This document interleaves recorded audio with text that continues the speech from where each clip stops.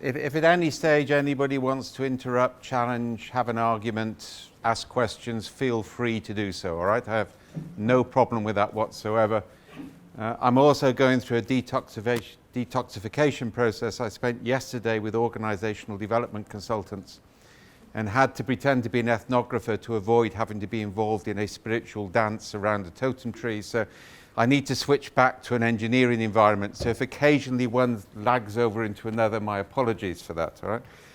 New Age fluffy bunnies are always interesting, but that's where we came from. So my current, I have two things. I have a commercial company, Cognitive Edge, but we're also currently setting up the Center for Applied Complexity at Bangor University. That's actually where I come from, so there's a sense of going home. 15 minutes from the university and I can be climbing the hills of Snowdonia, so that's kind of like cool as far as I'm concerned. But we're very much trying to focus on complexity as an applied discipline. If you actually look at complexity centres around the world, at Nanyang, at Santa Fe, to some extent at Stellenbosch, so that's changing, they tend to be in the let's go and study something, write a model, write a paper. In fact, a large amount of complexity studies is modelling. And I had to do a keynote at the European Complexity Conference 2 years ago in Vienna, and they asked me would I present a paper as a keynote on why models don't work for human systems. So I said yes, no problem at all. And nobody told me the entire audience was academics who wrote models for complexity. So it was like Daniel into the lion's den. Fortunately, Murray Gell-Mann, the physicist, was the other keynote, and he backed me up because he famously said the only valid model of a human system is the system itself. Right, now that actually has major implications.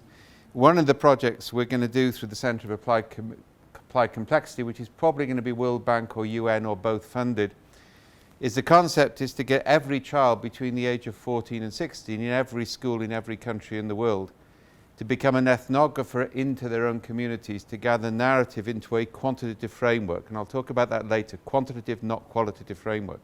Yeah? Effectively to create a broad human sensor network.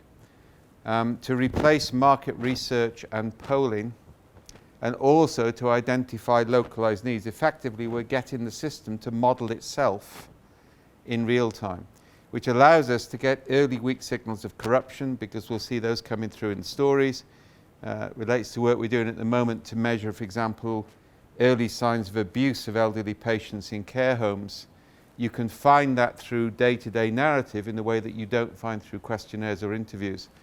But also as a way of measuring the impact of development funding, because if you run a development project and you devise your own measurement technique, it's very dubious. But if we've got a huge sensor network, we can say, did you change the way that people interpreted their stories? So we create an objective method. Now, you should see in there my own background. I have my undergraduate degree is a physics and philosophy joint honours. Very few people do joint honours these days, and I think that's a great tragedy. We need more generalists, all right? And if you've done physics and philosophy, you've got the foundation disciplines for humanities and science. I know the mathematicians disagree, but they're wrong, all right? But also, both disciplines teach you a contempt for social science from completely different perspectives, all right? And you'll see that come through in the course of this. But I very much want quantitative data. I do not buy qualitative research. Yeah, it doesn't mean I don't value what people have discovered, but there is no way of persuading people to change from a qualitative framework. Because if they don't like what you're telling you, it's too easy to dismiss. Yeah, a quantitative framework, on the other hand, works very differently, but a quant only works if it also carries advocacy with it. So I'll say something now and come to the end. Anecdotes are persuasive but not objective. Numbers are objective but not persuasive. When you put the two together, you're in a very different position, and that's what we've been developing over the last 15 years. Right? So I'm going to come back to that in a minute or two.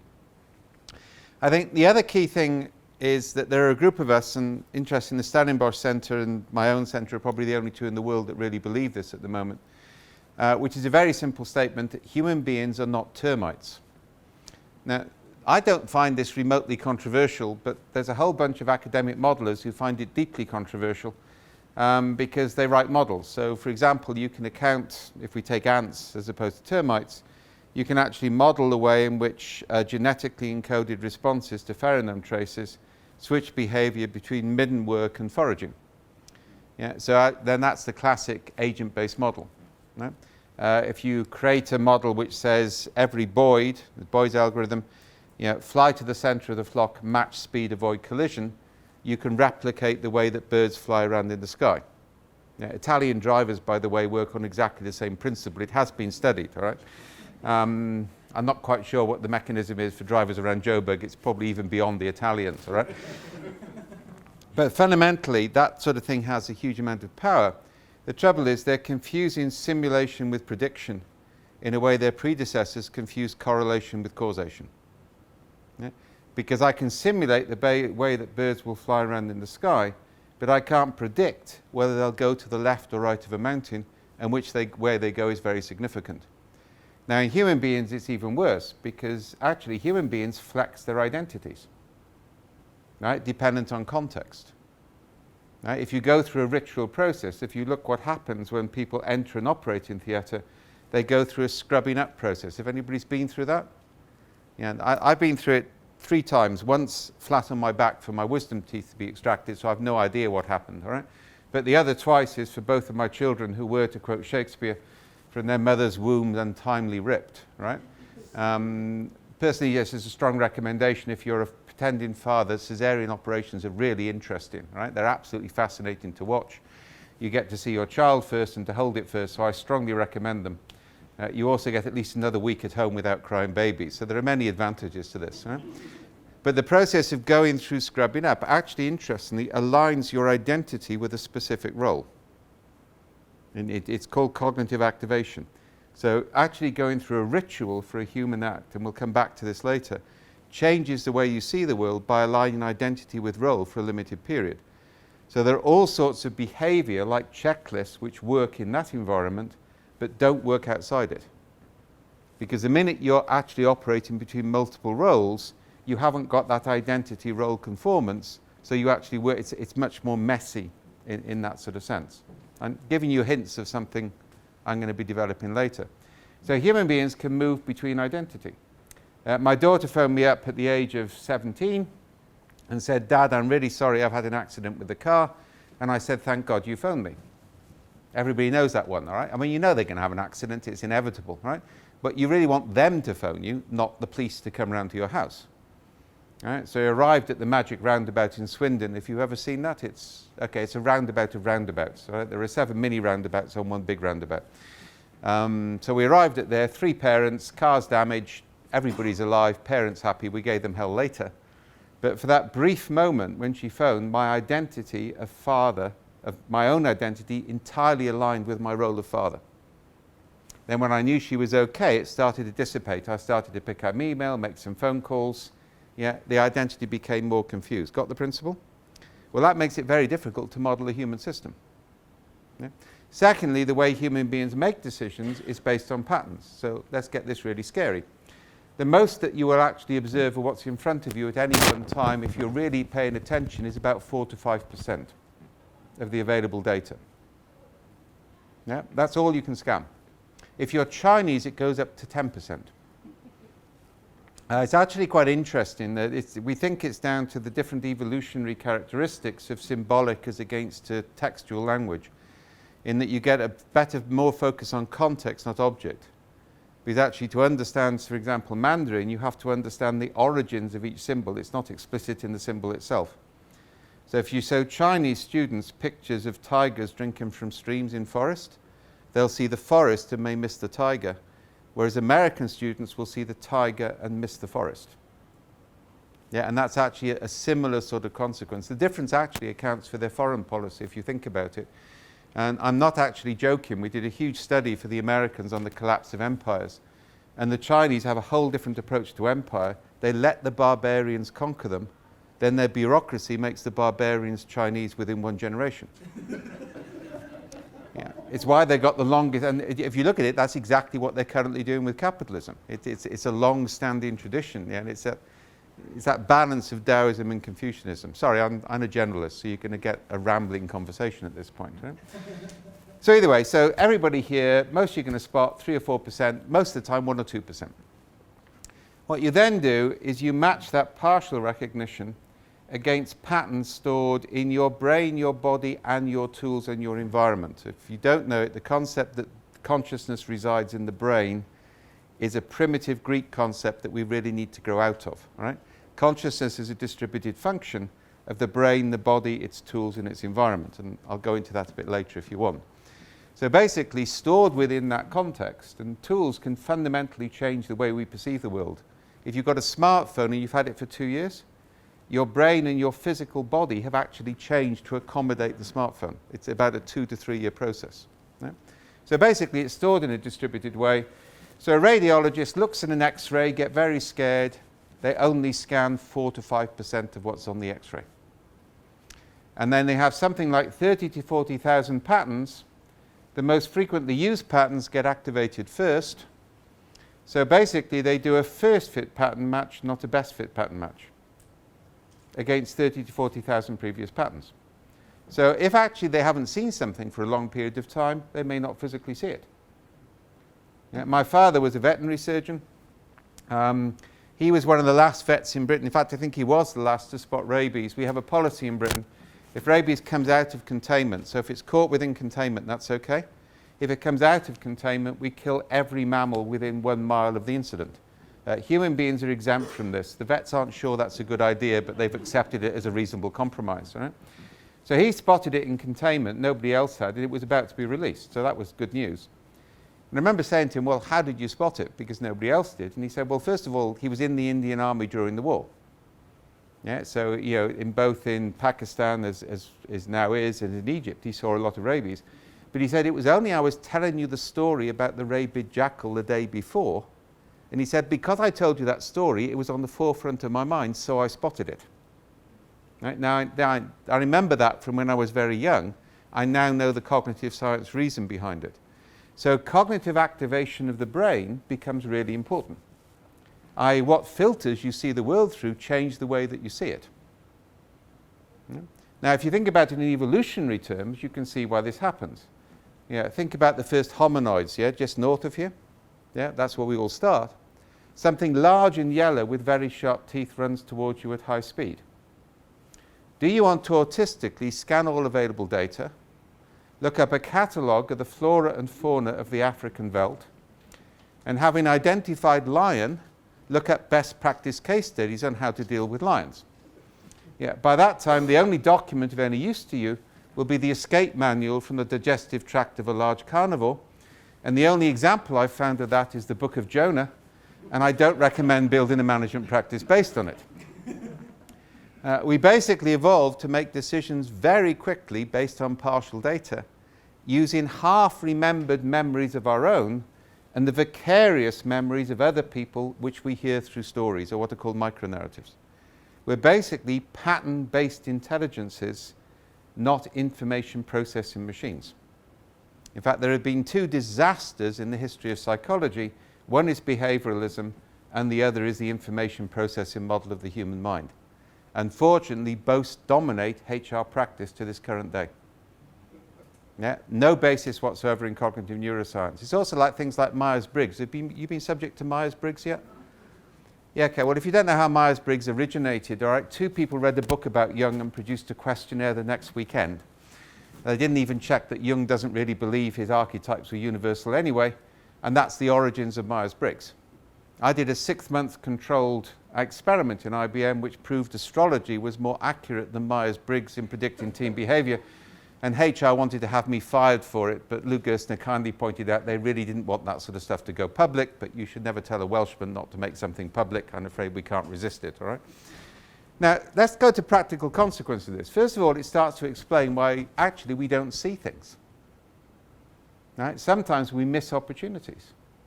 Yeah, a famous example, an engineer in Raytheon maintaining the magneto of a radar machine in 1945 notices that a chocolate bar melts in their pocket and we get microwave ovens.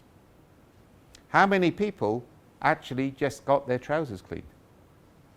Yeah? This is actually good news and bad news. It's bad news we don't spot things. It's good news there are many things out there to be spotted.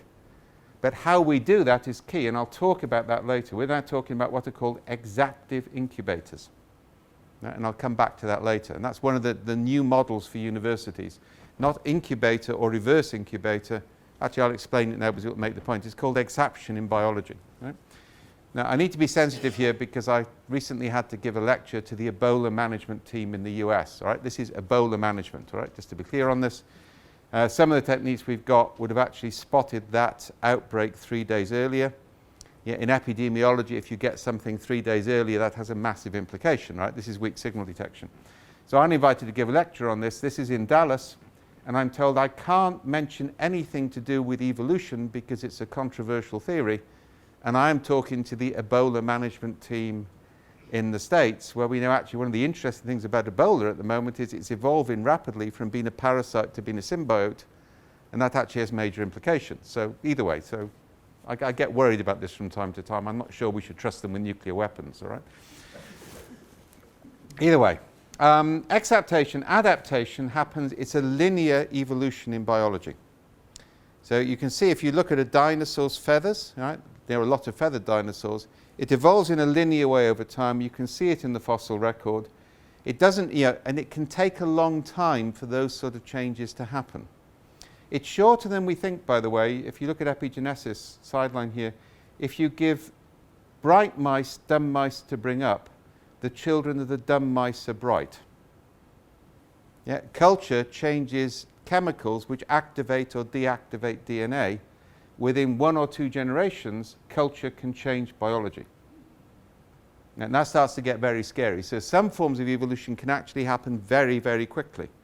The current argument is symbolic evolution in humans, language, which is horizontally transmitted as well as vertically transmitted, means that DNA catches up with language, not the other way around.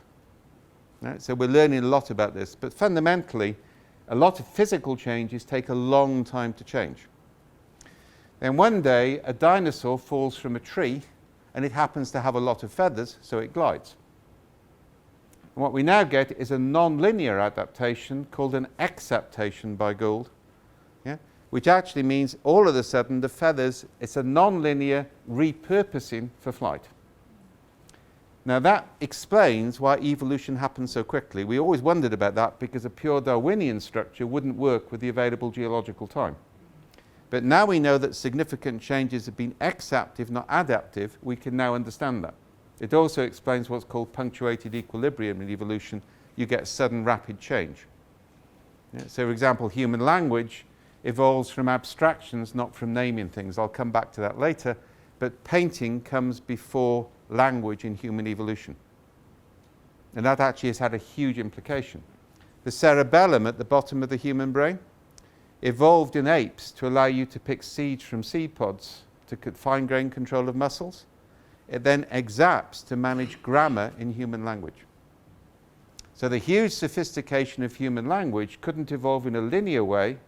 It required a non-linear exaptation.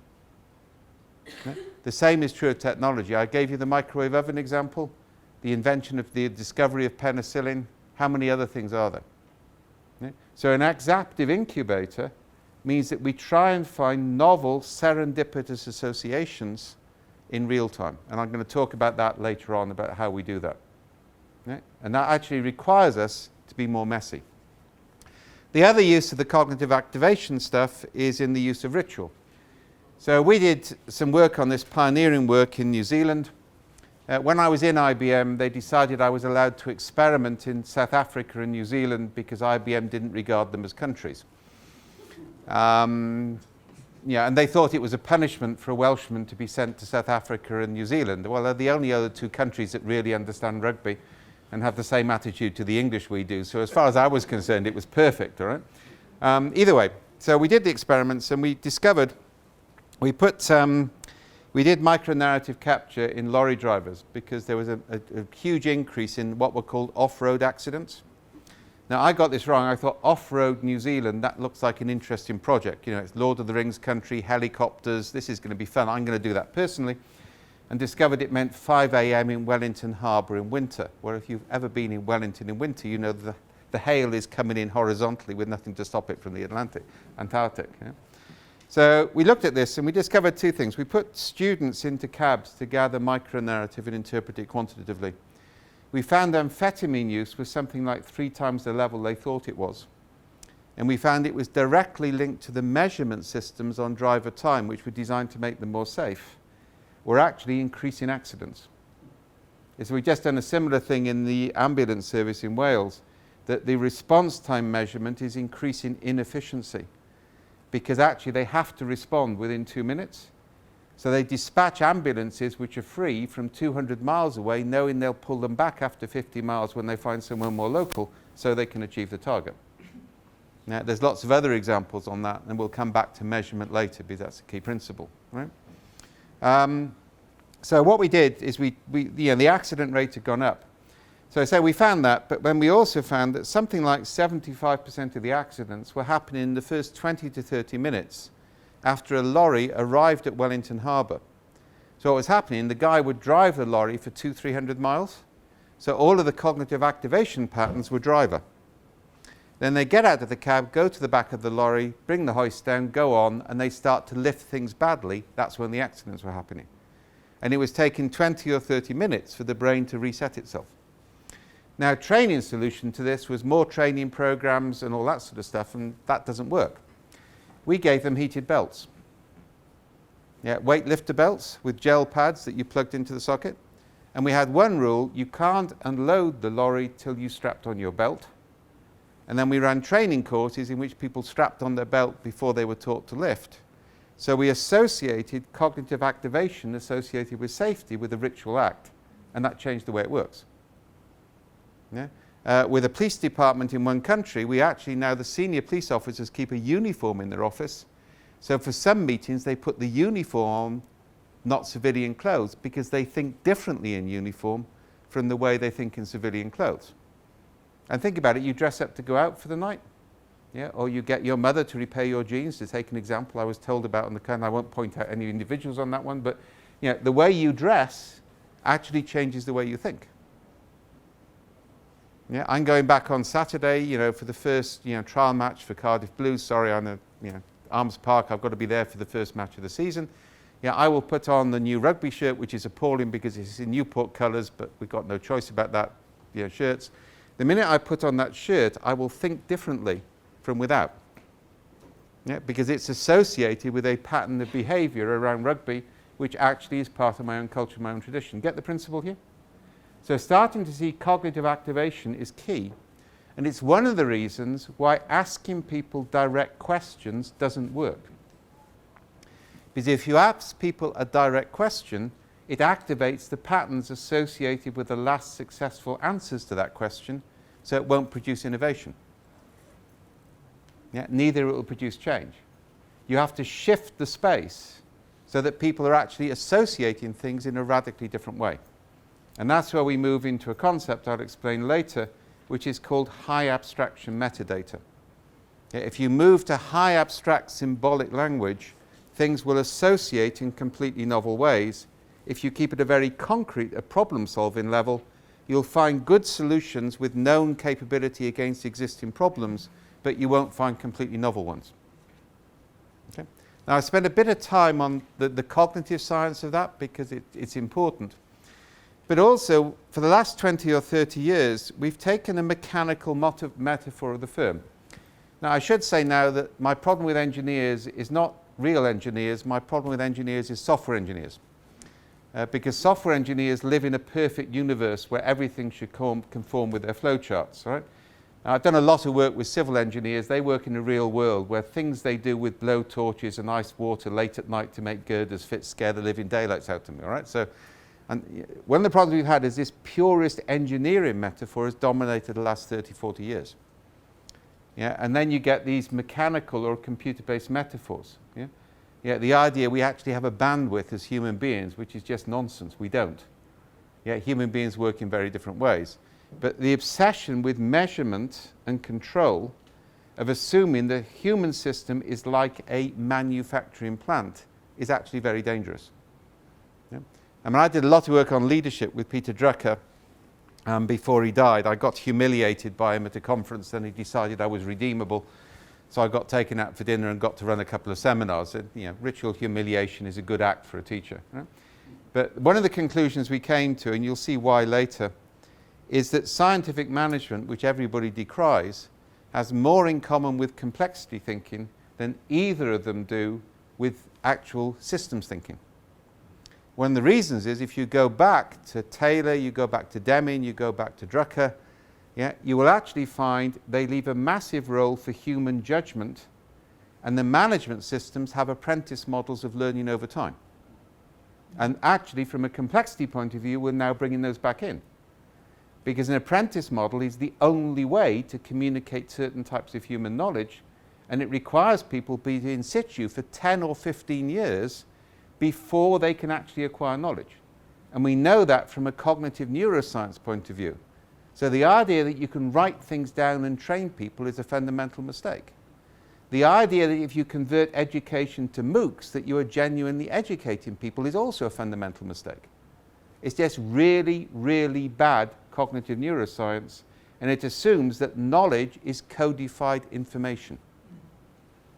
Yeah, and that's actually not the case. Now again, we can explore this later. I'm really going to throw a lot of stuff out in the first session.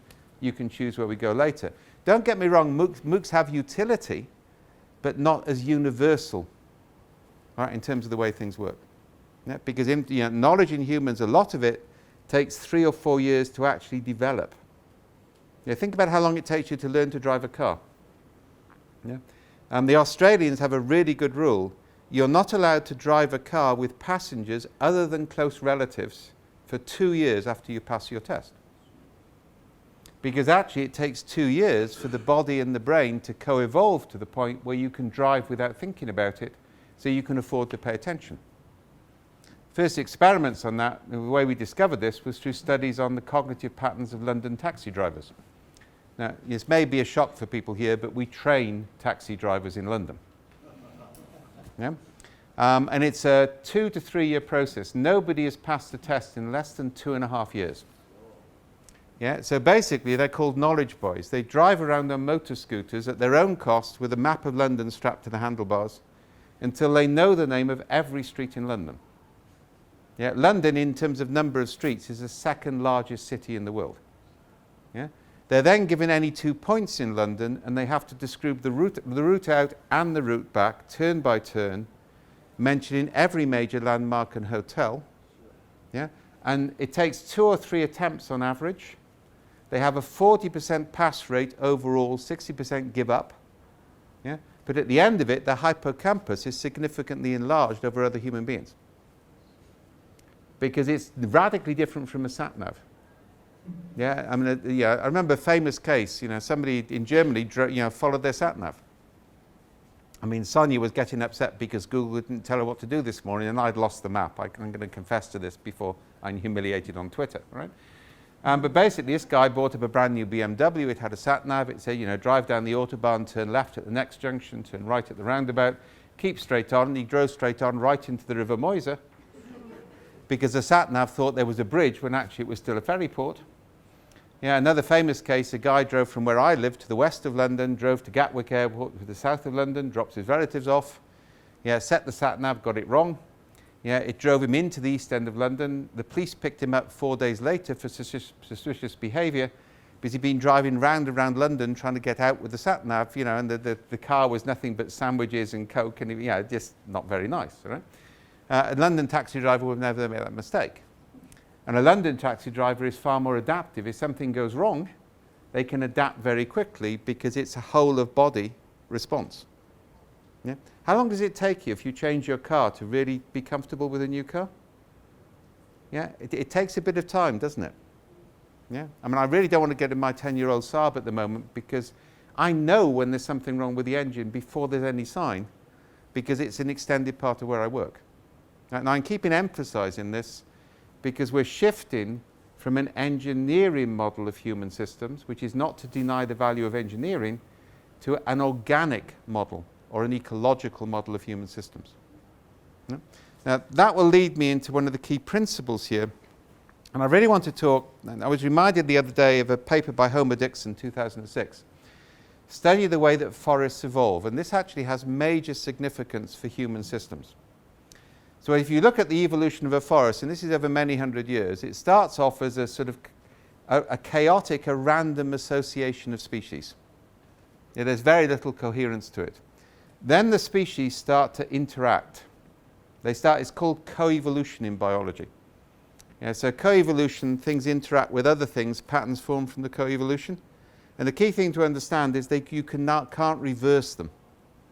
You can't go back and start again in an organic system. You can in an engineering system. Anybody with teenage children knows about coevolution. Yeah, you can't, when they hit 14 and there's something you wish you hadn't done just under 15 years ago, basically calling the consultants to have an executive appraisal of your parenting, set new mission statements, goal statements, KPIs for your teenagers. Would anybody actually do that? Just to scare you, there are American consultants who now do that for families, right? Fundamentally, where you are is where you have to move on from. In any human system, you can't go back and start again. You start from where you are, which undermines 99% of organizational change initiatives overnight. You have to deal with where you are. That's just life. So that's coevolution. So either way, so the species start to co-evolve. And what then happens is a form of self-organization. I prefer to call coevolution rather than self-organization, because organization sort of implies intent. All right, this is an evolutionary process. That starts to reduce species variation. It increases species interdependency. And at this point, the forest starts to become resilient. Then that process continues. You get the development of specialist ecological niches. You've always got path dependency here. Everything is dependent on what came before. And then you get into a position where the system is now self-regulating. And at that point, it's at its highest level of resilience. It can actually suffer shock and it will recover. It won't recover the same way. Resilience is surviving changed with continuity of identity. Robustness is surviving unchanged. And that's a very important difference. But then, as it goes mature, the number of species starts to drop down. So a niche may only have one species rather than 2 or 3. And it's now what's called locked in. So it's highly efficient, all right? It maximizes its energy restraint.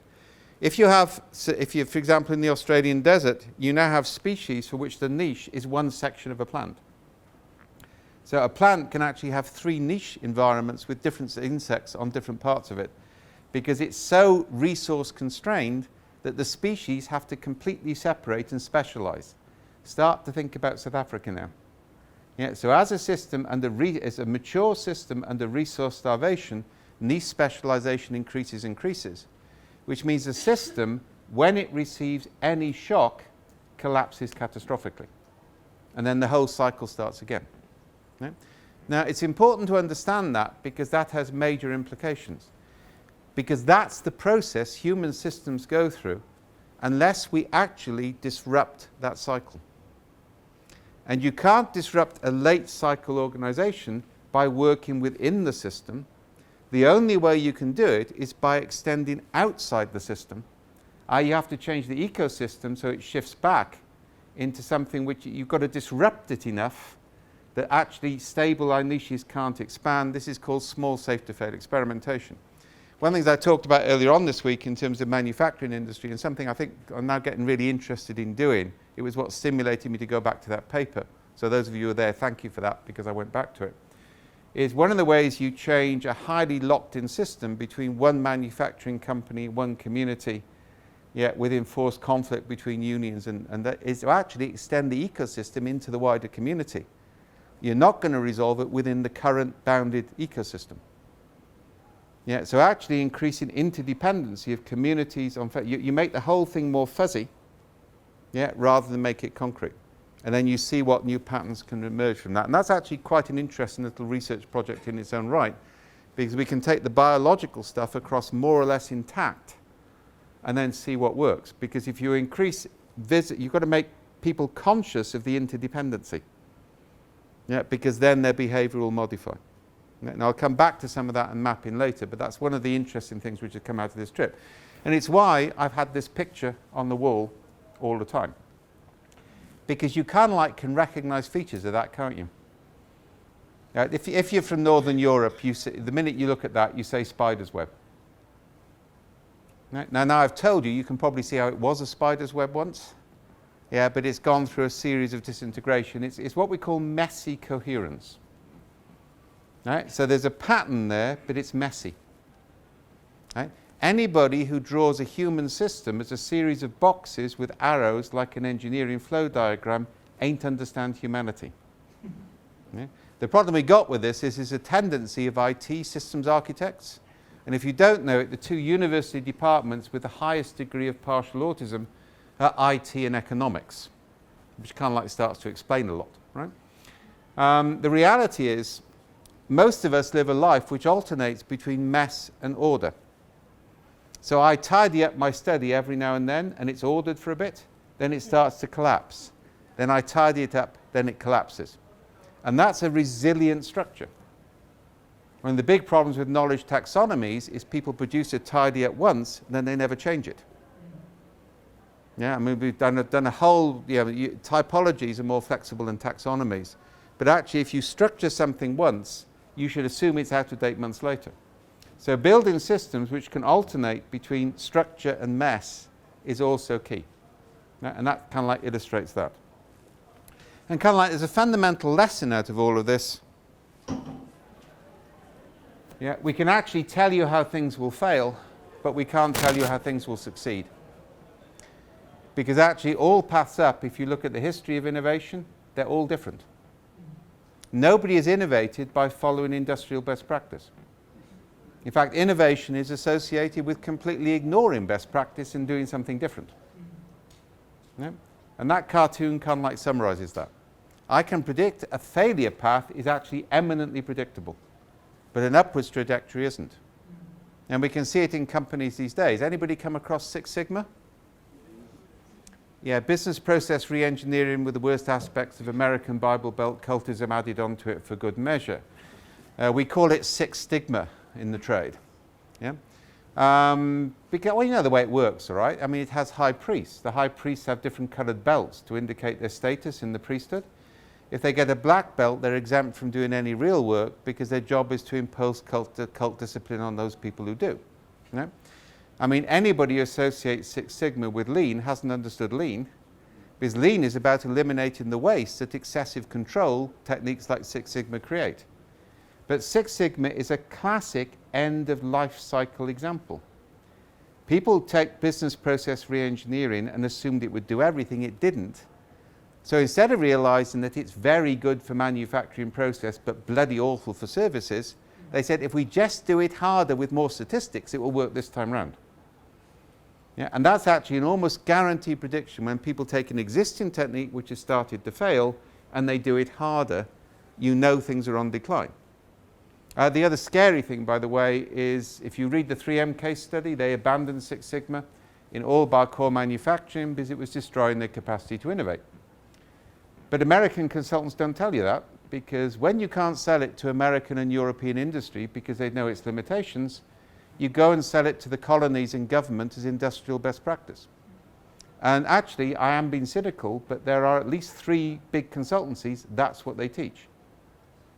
Yeah, it's an end-of-life cycle strategy for things that people at a more, quote, advanced and advanced level have realized don't work anymore. You then go and sell it to people who want to imitate cases rather than do something unique. And another message from biology, by the way, imitating a dominant predator makes you a jackal. Yeah, it's a huge mistake, all right? It's a major mistake been made in Southern Europe, been made in Africa, been based in Latin America, is trying to imitate American manufacturing philosophy rather than create something unique to their own context. You never ever copy a dominant predator if you actually want to succeed, because all you do is serve the dominant predator. It's a basic lesson from biology. Okay, so this leads me on to complexity theory, and this is a key principle. This again comes, there are various controversies over some of the language here. There's no controversy over the type of system I'm going to describe, but different people use different names for it, all right? So if somebody wants to use chaos different from the way I'm using it, I don't mind. Just don't have an argument about whose definition is the best, because we've all got to work out what the labels are. It's an emergent discipline. Yeah? So the way I define this is in terms of constraints. So an ordered system, and there are 3 types of system: an ordered system, a complex system and a chaotic system. And actually, there are phase shifts between them. They're not on a gradient. It's actually a phase shift in terms of the way it works. So an order system has a high level of constraint. The constraint is so rigid that all behavior is predictable. This is kind of like unique to humans. Now, remember I talked about operating theatres? Yeah, these days, we count the number of surgical instruments left at the end of an operation and check it's the same as were there at the start. As I get older, I think this is of increasing importance. Yeah? I know the figures on how many surgical instruments were sewn up in people's bodies before they instituted this process, and it is in double figures. All right? It's actually quite scary. Yeah, but remember, those sort of rigid control systems, they require that ritualization and professional training for them to work. Yeah, that's kind of one of the only domains of what's called best practice. Best practice will only work where you can rigidly constrain the system and people will accept the constraints without dissent. Now, the trouble is we take it to excess. Yeah, one of the many advantages of working for IBM is that you learn about excessive bureaucracy. If you've worked for a big company like IBM, the US government seems dynamic and non-bureaucratic in comparison. No? There was a heuristic we discovered in IBM, which is don't buck the process. Yeah, whatever you do, don't fight the process. Don't go and say this is wrong with rational reasons, you'll be dead. So we got taken over. I didn't volunteer, I was conscripted, right? And we discovered they wouldn't allow alcohol at work. Well, we were an IT development shop. These were the days where alcohol, there was a sort of dual attractor between alcohol and excessive caffeine, all right, which actually made you productive, right? So either way, we had to break that pattern, so we got rid of the alcohol. I wasn't very happy. I smuggled my whiskey out that night. And then they banned food for staff. Right? Now, at this point, you have to adopt a different strategy. You never go to a bureaucrat and say, that's wrong for these reasons. Go and ask them an innocent question on the assumption that actually they're right, but you've got this minor problem and could they help you out? I'm not saying it will work, but that's the only strategy which has a halfway decent chance. So we went to them and said, well, this is a great rule. We're really pleased to be part of IBM. We've been wasting all this money on pizzas for staff late at night. We shouldn't do it. Thank you very much for making this visible to us. But what do we do when we have to keep a team awake, sorry. I'm sorry for already said, they're at 4 o'clock in the morning to get a client system live at 9 a.m. And they said, oh, what do you think you should do? If they ask that, don't answer. Say, well, we don't know. We haven't thought about it. You've been planning this for a year.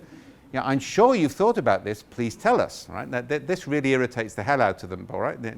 It's a Socratic technique. Never answer a question. Always ask one back. All right? Philosophy has a huge advantage when you meet bureaucrats. Right? So you ask this question. They said, all right, well, okay. Under those circumstances, if you ask permission 48 hours in advance from a responsible manager, you can buy food. Now, we didn't say, look, you idiots, if we could ask for permission 48 hours in advance, we wouldn't be keeping up at 4 a.m., all right? Because that's too practical for bureaucrats in HR to understand.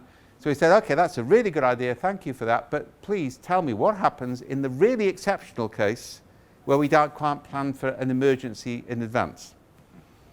And they looked at us, and then they said yes in a way which means no.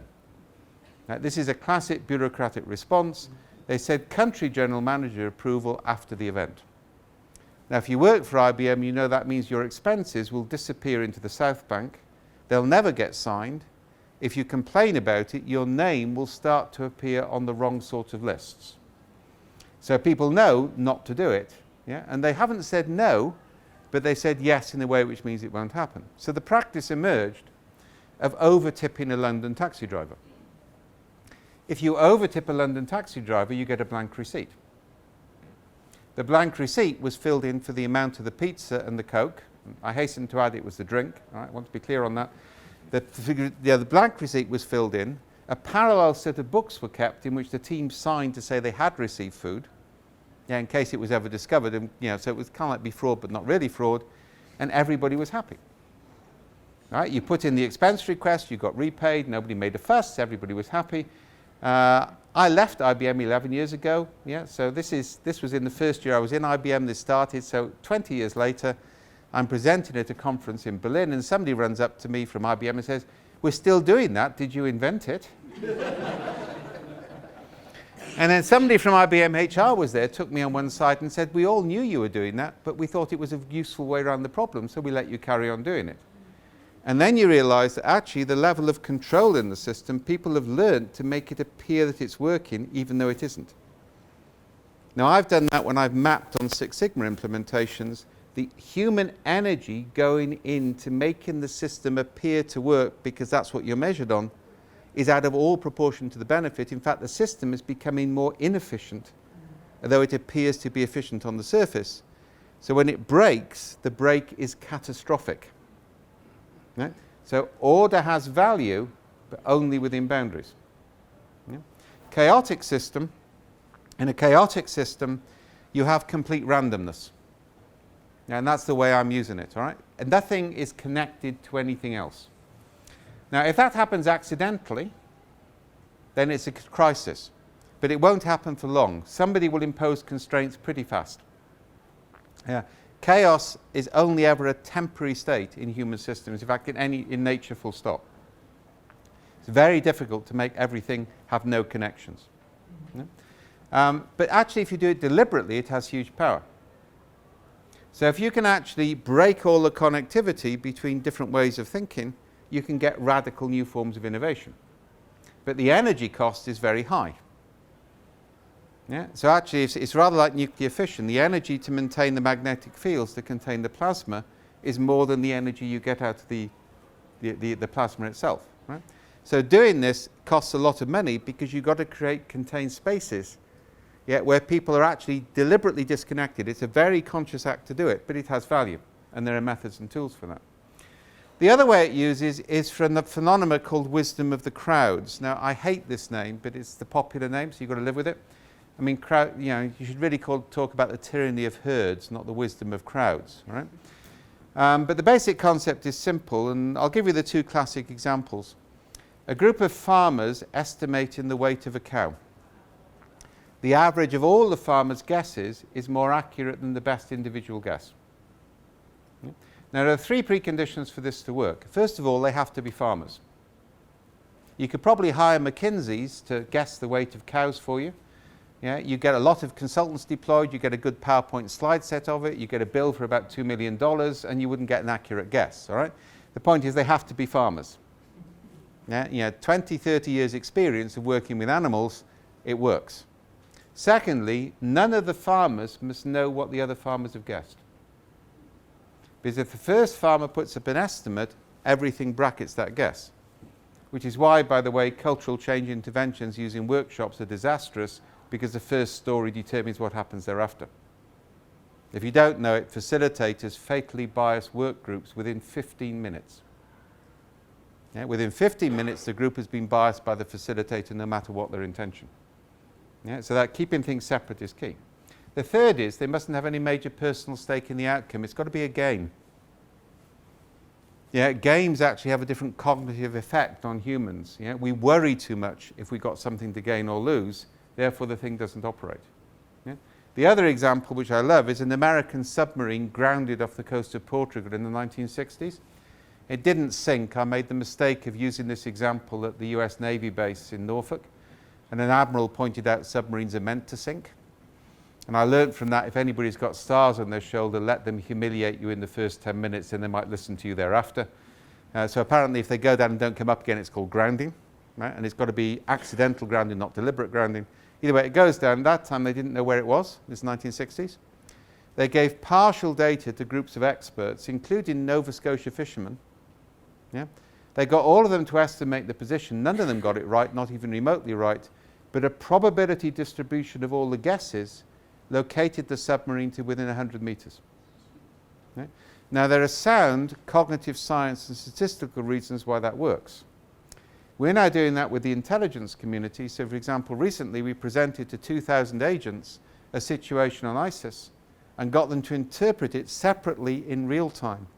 And then we looked at the balance of the interpretations.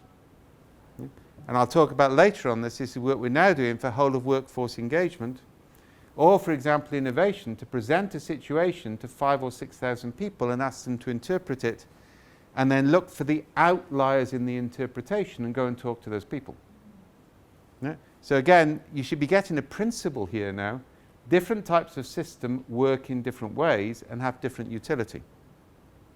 In fact, If you want this in philosophical terms, this is ontology leads to epistemology. The nature of the system determines the nature of the way that we can know things. And an ordered system and a chaotic system, fixed constraints, no constraints. Then we get a complex adaptive system. In a complex adaptive system, the constraints are partial. They're what we call enabling constraints. Now, I'll just make a distinction here. A governing constraint is a rule. An enabling constraint is a heuristic. Right? So it's right, if you want a metaphor for this, it's the difference between an exto and an endoskeleton. So if you look at an insect has an external skeleton which constrains what they are, which means they can't grow beyond a certain size. An insect beyond about this size is non-viable. So don't believe any of those horror films about giant ants. It's not possible, right? And actually there's very little variation within species. A human being, on the other hand, is an endoskeleton which provides coherence but radical change and larger growth. Yeah? So an endoskeleton allows a huge amount of variety, an exoskeleton little variety, and that's a key difference. Yeah, heuristics work this way, so go to the American Marines. If the battlefield plan breaks down, the battlefield plan is ordered, then they switch back immediately to capture the high ground, stay in touch, keep moving. Now notice these are not principles, they're heuristics. I can measure compliance absolutely. Did you capture the high ground? Did you stay in touch? Did you keep moving? Some of the work we're doing with ESCOM this week is to identify heuristics that come into play during a power outrage. So we're going through a process to discover what heuristics engineers actually use, then we'll summarize those, codify that, and that gives us a new governing principle. And again, there's some very interesting research to do that about generic heuristics on outage control and crises, because heuristics allow flexibility within a measurable framework. But of course, there will be some failure. So the principle is if you follow the heuristics, you won't be published with a failure, because we're in a system where a degree of failure is inevitable. Yeah? And just following the rules and then saying, I followed the rules, therefore I'm not responsible, is actually the height of irresponsibility. You knew the rules no longer applied. Right? So again, that's really interesting work. Big principle on safety. So in companies these days, you actually have to break the rules to get the job done. Let's just get realistic about this, all right? Yeah, in order to get the job done, people break the rules. I'll show you an actual example on this later. The trouble is, if something goes wrong and they've broken the rules, we blame them for it. So it's totally hypocritical. Yeah? And actually what's interesting, what we're finding is peer pressure to do job completion actually creates more rule breaking than anything else, which is even more perverse. Now I'll show you that on an actual slide later on. So either way, we now have a different approach. We have rules, but we have fewer rules more rigidly enforced. Because the trouble is, people have created rules on rules on rules on rules because they keep discovering things that could go wrong. And actually they're making people's lives appalling because they haven't realized most of the things go wrong when it's complex, so it's not going to repeat. So you can prevent preventing past mistakes in a complex system increases the chance of future failure because you've misunderstood the system. Yeah? So what we're now doing is have fewer rules which are more rigidly enforced, then a rule about who, with what training and when and how they declare it can break the rules. Yeah? So if you meet this context and you have this background and you declare it in this way, you can break the rules, but then you have to follow these heuristics. Now that also means, come back to ritual, people have crossed a boundary. So now they're paying attention. If you habituate rule breaking, people don't pay attention, so they have more accidents. Yeah? And I say, heuristics are potentially a radical new form of governance, and actually they're naturally present in all humans. The issue is to find out what they are, and then codify the ones which are useful. So you get the enabling constraint? Yeah? Okay. So effectively in a complex system, you've got some degree of constraint, but you've got a huge amount of coevolution, you've got radical new possibilities. And therefore the only way you can manage it is by parallel, safe-to-fail experimental probes. And I'm going to say something now, and it's absolutely critical you get this, and it's the most scary thing for anybody who's Western trained. A complex adaptive system isn't causal, it's dispositional. The same thing won't happen again the same way twice, except by accident. Now, I can measure the dispositional state of the system, but I can't produce a cause and effect model which says if you do this, it will always produce that effect. I can say if you do things like this, it's likely to produce that sort of effect, but that's a very different statement. Yeah? That is neither best practice nor is it good practice. You've got to create a greater degree of flexibility. Now, the easiest way I've ever learned to explain this is to think very quickly about how you would manage a children's party. Right? Remember, ontology leads to epistemology. The nature of the system leads to the way that you have knowledge or you make decisions. So if you imagine, if you can, a party for a bunch of 5 or 6-year-old kids. Everybody can imagine this? Yeah? And you haven't yet learned that the role of village halls and community centres is to hold parties. So you're holding it in your own house. This is a basic mistake. You learn this as you grow up. Yeah, community centres have fire hoses. And fire hoses are really useful for cleaning up after the party and occasionally are necessary for crowd control during the party itself. So let's look at how we would manage the party in our own house based on what type of system it is. So if we assume the party is a chaotic system, that means there are no constraints, the children's behaviour is entirely random, so they'll probably discover drugs and alcohol and go on a personal experience of self-discovery. Your house will burn down in the process, but all property is theft and it was socially constructed in the first place, so why are you worried about it? Now, I have a friend in California who tried this once and regretted it for the rest of his life. The recovery cost is very high. Yeah? But that's a chaotic system. The ordered approach, on the other hand, you'd be more familiar with. Under this, you agree learning objectives for the party in advance of the party itself. You make sure the learning objectives are aligned with the mission statement for education in the society to which you belong. Yeah, you make sure that they're clearly articulated and printed off on motivational posters with pictures of eagles soaring over valleys and water dropping into ponds and placed around the room where you're going to hold the party. Yeah, you might actually have some party value statements that are put on little cards handed out to the kids when they come into the party. Yeah, there's all sorts of things you can do, and then you produce a project plan for the party.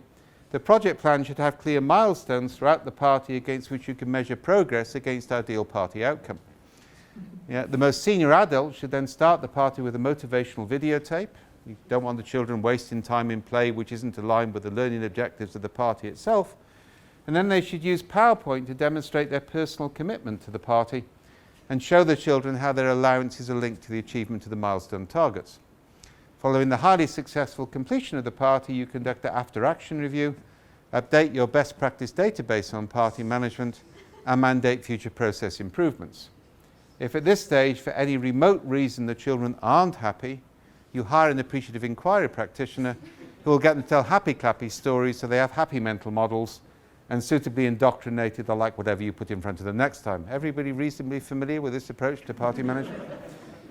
The complex systems approach, on the other hand, is much simpler, and excuse one swear word here, but it's necessary. All right? We start off by drawing a line in the sand, known as the boundary in complexity theory, and we look the children in the eye and we say, cross that, you little bastards, and you die. And one of the things you learn pretty fast as an adult is the value of flexible, negotiable boundaries, because rigid boundaries can break catastrophically. We then introduce catalytic probes, a football, a barbecue, a computer game, a video, in a hope a pattern of play will form. That's called an attractor in complexity.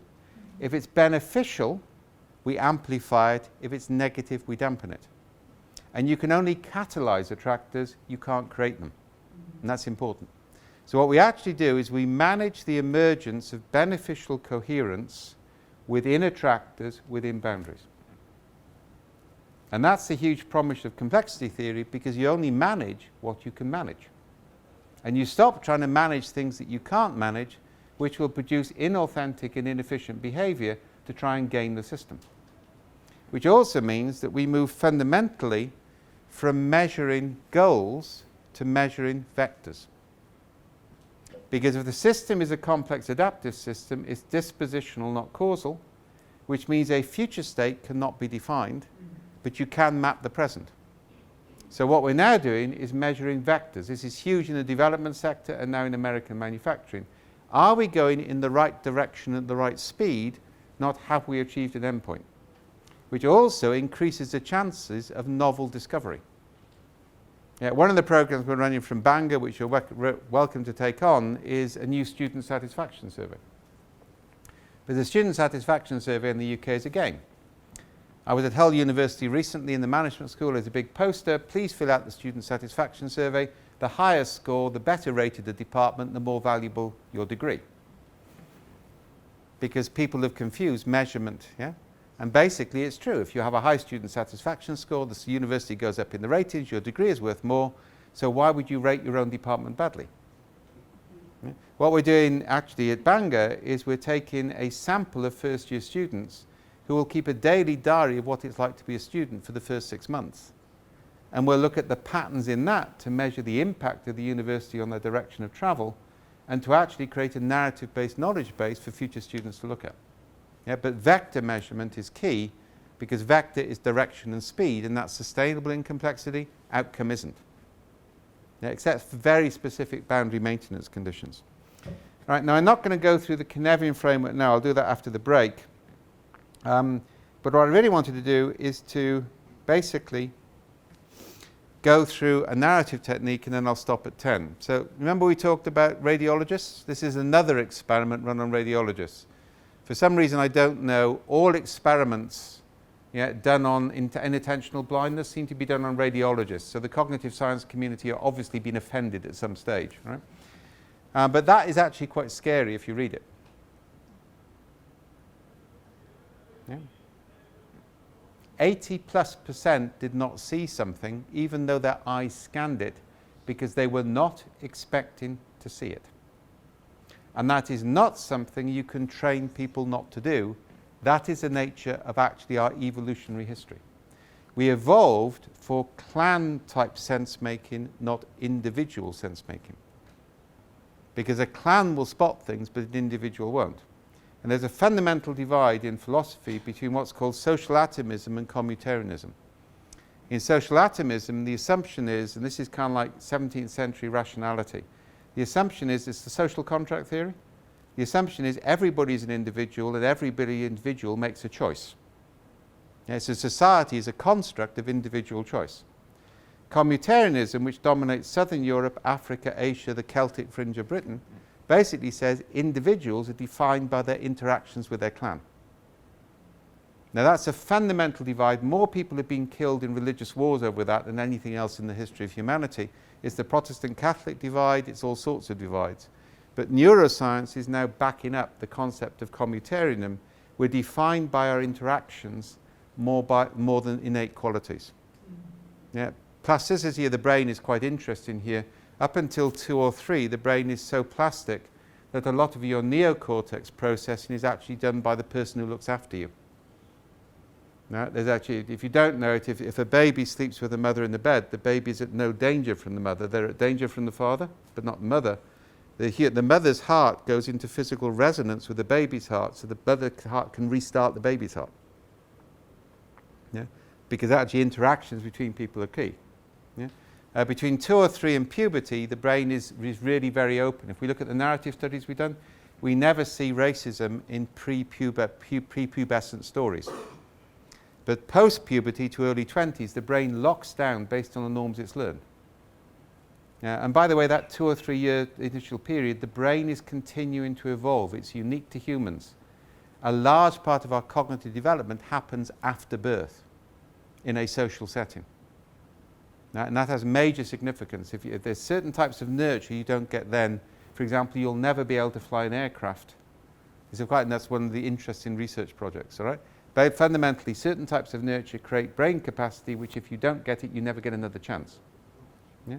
From mid-20s until mid-40s, the brain locks down. 40s, chemically triggered, it reactivates, it becomes slightly plastic again, male and female alike. Yeah? Now, the argument for this in evolutionary terms is you have this huge period of nurture. Yeah? When you hit puberty, you've got to go out and hunt for the tribe. So whatever you've learnt up to that time is the pattern through which you see the world. But when you hit your mid-40s, kind of like you've now got to go back to nurture, you shouldn't be trying to lead the tribe. So innovation under 25 is flashes of genius, over 45 is synthesis and integration. So if you want an innovation program, it's under 25 and over 45 and forget the group in the middle. I always like doing this when we got people who believe in Generation X and Generation Y. It's kind of like come back when you're ready to think differently, right? It is actually quite interesting. I mean, some of the programs we're now talking about at ESCOM are bringing back retired employees because they've got an ability to synthesize and integration knowledge bases which younger people just don't have. And it's not their fault, it's because overall as a species, it's beneficial for us to evolve that way. You start to see where this stuff goes? Okay? So basically, this is key. Right? And again, we sometimes talk about small noticings. The other thing on measurement, this is from New Scientist. Right? That's the reference for it. There is no question, and in virtually all circumstances in which people are doing things in order to get rewards, tangible rewards undermine intrinsic motivation. There is no scientific evidence whatsoever which challenges that. It doesn't mean that explicit rewards don't have value where you don't need intrinsic motivation. But for example, in teaching and nursing, you need intrinsically motivated staff. These days in the UK, teachers who inspire kids to learn probably lose their jobs. Teachers who complete a rigidly defined teaching program succeed. Because we haven't realized we're dealing with a complex system. We're thinking it's an ordered system, it isn't, it's complex. Give an illustration of that. My generation in the UK is the last real generation of generalists. Yeah, because actually we're that last, and one of the key things we had to do, this is a Welsh grammar school technique, is every day, so once a week I had Monday, so the whole class was divided by 5, and the first hour of each day was spent, you would stand up if it was your day, as you stood up you'd be given a card, and it would say something like, you support capital punishment. And you had to speak for 7 minutes without preparation, and you were marked on this, yeah, without preparation for something you fundamentally disagreed with. Yeah? Now that was a profound education. Yeah? I mean, I was good at it, I carried on doing it semi-professionally at university, all right? And it was a lot of fun. Right? But you saw things from multiple perspectives. The unintended consequence was that you read everything because you didn't know what you were going to get hit with. Yeah, now people are trying to create learning plans to create generalists. You see the difference? Yeah, in a complex system, you do something small which will produce the right sort of unintended consequences. In an ordered system, you try and design the whole thing which won't produce the same effect. And there's actually a very simple intervention which could change things overnight, and it's a powerful one. Yeah, it makes you more confident. But that's a danger. The other one is Goodhart's law from economics. Any observed statistical regularity will tend to collapse once pressure is placed upon it for control purposes. Yeah? Marilyn Stratham's variation on that is the minute a measure becomes a target, it ceases to be a measure. Yeah? Actually, confusing measurement systems with targeting systems is a disaster. Academics these days are measured on how many papers they've published in a certain number of journals, which means the editors of those journals are like the Roman Catholic curia in the Middle Ages. Yeah? If you don't conform, you don't get tenure. And these days, it's very difficult to get academics to do a 2 or 3 year program because it won't produce enough papers. Yeah, Einstein wouldn't even get tenure these days. Yeah, so one of the things we're now doing is trying to find different ways of measuring research impact, because actually paper publication has produced a perverse response. Yeah, and it's actually very difficult to keep up with your field these days because there are so many conferences and so many journals because people are trying to increase the measurement system. It's been gained. Okay? Right, so this is just to leave you with, and then we'll stop. This is a micro-narrative map related to safety in a large American manufacturing company. The left-hand, this is called a fitness landscape in complexity theory. The left-hand map is civilian manufacturing, the right-hand map is military manufacturing. Now the method that's developed this, and I'll talk about how we do this after the break, yeah, is we've got engineers to continuously capture data, including what we call small noticings. So one of the problems we've had, and this is a universal worldwide, is deaths are going up, but early incident reporting is going down. Now, one of the reasons for that is we've got so many processes around early incident reporting that people don't do it unless they've really got to, because they got crap, you know, you get the sort of crying wolf danger, yeah, or you get excessive bureaucracy. So what we've done now, the water engineers, for example, we've said anytime you see something wrong with a pump, take a picture of it and then place on a triangle. I'll explain the reasons for this later. The triangle labels are, it tastes wrong, it feels wrong, it looks wrong. That's all you have to do. Take a photograph, place it on a couple of triangles. We've increased early incident reporting by a factor of over 25, and the cluster patterns in the landscapes that come from that have allowed us to identify water leakage before it happened. Now, so that's that sort of process. We've got engineers keeping their observations, keeping their work diaries, but constantly doing this. Just doesn't feel right. It's not serious enough to worry about. It just doesn't feel right. Now, human beings are really good at that, particularly experienced people. So one of the triangles here said pressure to perform is coming from management, it's self-imposed, it's peer pressure. You start to see how the triangles work? People don't know what the right answer is, therefore you get these sort of balancing aspects. Now, and that's a high abstraction metadata. Now I'll go into that after the break, but as you can see, what we then do, this is a probability, it's a Boolean axes from the triad labels and then a probability distribution for the mathematicians. The vertical dimension actually represents rule compliance. The horizontal dimension represents job completion. Now, also, if you want to make change in a complex system, visualization is key. Anybody understands what that map means the minute you tell them what the dimensions are. In the civilian side, you either get the job done or you follow the rules. All of their surveys, all of their focus groups say they're following the rules and they're getting the job done. But the reality of the micro day-to-day observations of experienced staff tells you a completely different picture. The right-hand military is even more scary because you would think that top right-hand stuff was good news, wouldn't you? Following the rules, getting the job done. Turns out that's nuclear weapons testing. Kind of like, so the context is so unique, it's bound to work. And actually there, the dominant pattern is they've given up on both. They're just surviving. I've seen that in hospitals as well, by the way, in the UK. The rule constraint, there are now 123 measures in the average British hospital. And 21% of time and cost is going on managing the measurement system. And I'd argue in a Six Sigma implementation, you see exactly the same thing. We've over-focused on measurement and under-focused on performance. As a result of which the system is highly stressed. And a lot of people are just doing whatever they have to do to survive because intrinsic motivation has been destroyed through excessive measurement. Now, again, if you look at that, the intervention is very clear. So on the right-hand side, to actually run a program to shift everybody to the top right, which would be the classic approach, that's too far. What we actually do is we find an intermediate spot. You see that bit in the middle? And I look at that. Now, if I do this, and I'll show you this on a triad so you can see it. This is actually from a counter-terrorist project.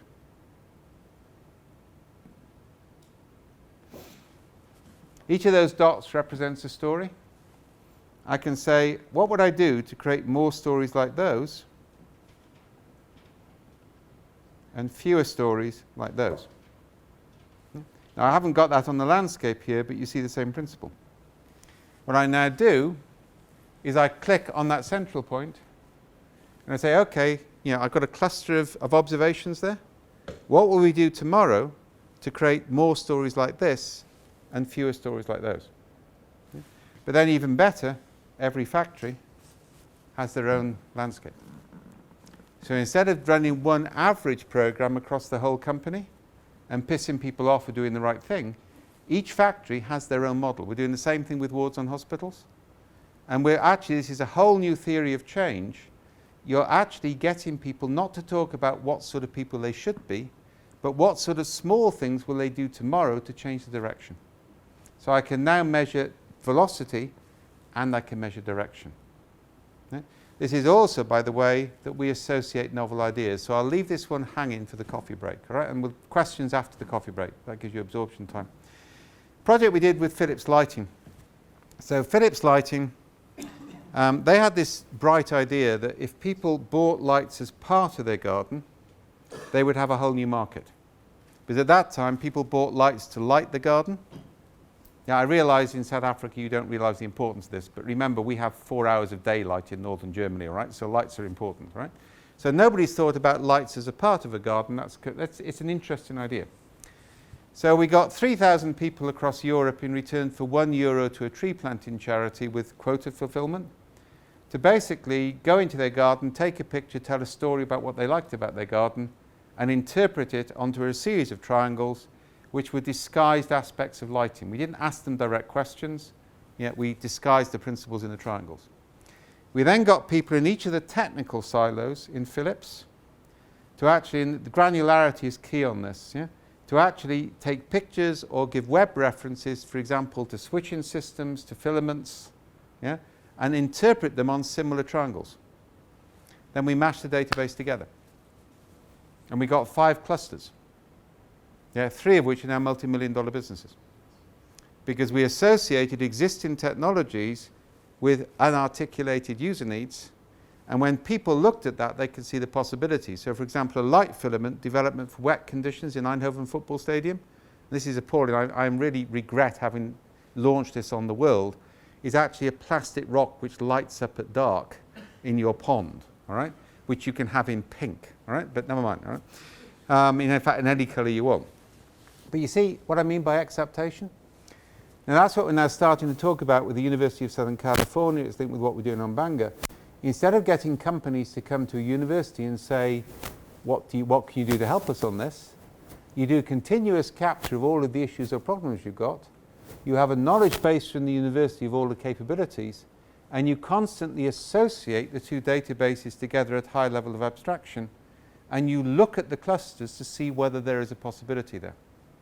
So instead of waiting for somebody to notice a chocolate bar melted in their pocket, you make people aware that there might be something novel.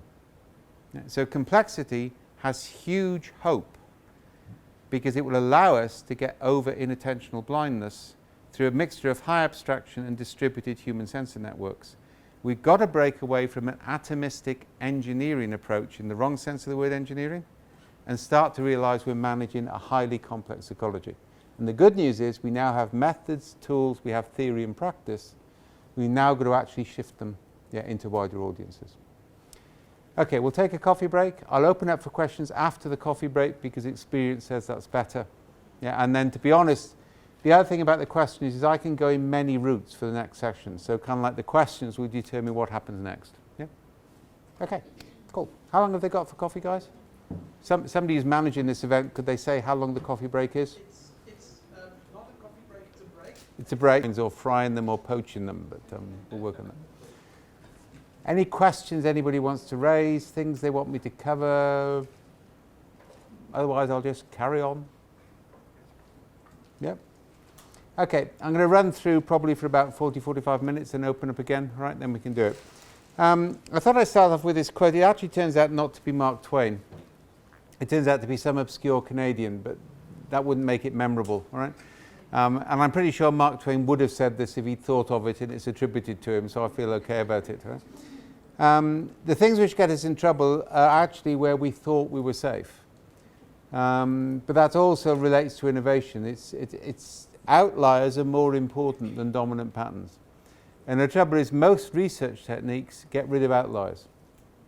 Right? So you start to see from those narrative maps, outliers are part of what we're looking for. In fact, times we're specifically looking for outliers because they're evidence of new thinking. Right? But it's got to happen on a disclosive basis. It can't happen through conversation because people can form in conversation very quickly. They won't stand out.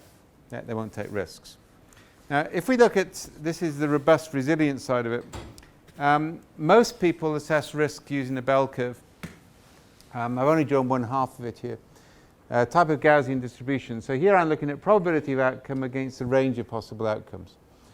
And if you look at risk assessment, the way it's done, the assumption is that provided you cover off everything within the center of the distribution, you've done all that can be reasonably expected of you. The tail is very shallow, so that's called a low probability of potentially high impact event, but it's not reasonable to expect you to cover that off in advance. Everybody familiar with that concept? Okay, the trouble we got is in the natural systems you don't get many bell curves. You're more likely to get what's called a power law or a Pareto distribution, type of Pareto distribution. If I do a double log scale of size against frequency, I get a straight line. It's not straight at the top, and there are reasons for that. That's actually earthquakes. There are a lot of small earthquakes, a small number of large earthquakes. There are a lot of small software errors, a small number of large software errors. a lot of small terrorist outrages, a small number of large terrorist outrages. You'd be amazed how many stuff conforms with this. Right? Now, the trouble is, if I take a Pareto distribution and overlay it on Gaussian, I get what's called a fat tail. And it's probably fatter than I've drawn it there. I really need to change that slide. What that means is my low probability event is probably a medium probability event. When we presented this for peer review about 3 years ago, I called it the New Orleans levees problem. People assumed that flooding was Gaussian when actually it's Pareto. So the so-called 1 in several hundred years possibility was 1 in every several decades possibility. And they kind of got it wrong. Yeah? And that's generally true. Right? We can see evidence of this. If you look at the work of Didier at the University of Zurich, he's done a huge amount of work with power laws to actually look at financial